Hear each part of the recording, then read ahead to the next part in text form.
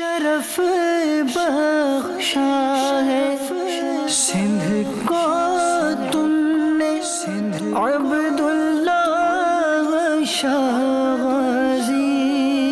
حضرت سیدنا عبداللہ شاہ غازی رحمۃ اللہ علیہ کا سالانہ عرس مبارک انتہائی عقیدت و احترام کے ساتھ منایا گیا۔ عرس مبارک کے تینوں دن شعبہ مزارات اولیاء کے تحت دینی کاموں کا سلسلہ بھی رہا۔ اس موقع پر قرآن خوانی اور عرس میں آنے والے زائرین کی تربیت کے لیے مختلف سیکھنے سکھانے کے حلقے بھی لگائے گئے، جہاں حاضرین کو آداب اور دیگر دینی مسائل سے آگاہی دی گئی۔ اور اس کے تیسرے دن دعوت اسلامی کے شعبے مزارات اولیاء کی جانب سے محفل نعت کا سلسلہ ہوا، جس میں محکمہ اوقاف کے عہدیداران، شعبہ مزارات اولیاء کے اسلامی بھائی اور دیگر ذمہ داران سمیت مزار شریف پر آنے والے زائرین شریک ہوئے۔ محفل نعت سے رکن شورا مولانا حاجی عبدالحبیب الطاہری نے سنتوں بھرا بیان کیا۔ حضرت عبداللہ شاہ غازی رحمۃ اللہ تعالی علیہ 98 ہجری میں آپ اس دنیا میں تشریف لائے۔ آپ نے مدینہ منورہ میں آنکھ کھولی۔ آئے ہائے، آپ کی پیدائش کہاں ہوئی ہے؟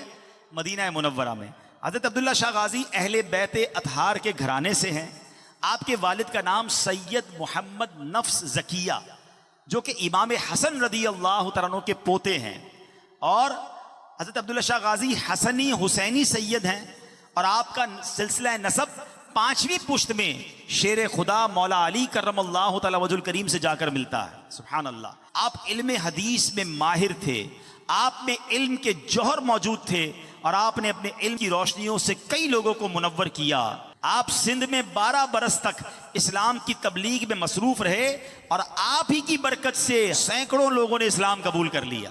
رکن شورا نے شعبہ مزارات اولیاء کے اسلامی بھائیوں اور دیگر عاشقان رسول کے ساتھ مزار شریف پر حاضری دی اور فاتحہ خوانی کی، جبکہ اجتماعی طور پر دعا کا سلسلہ رہا۔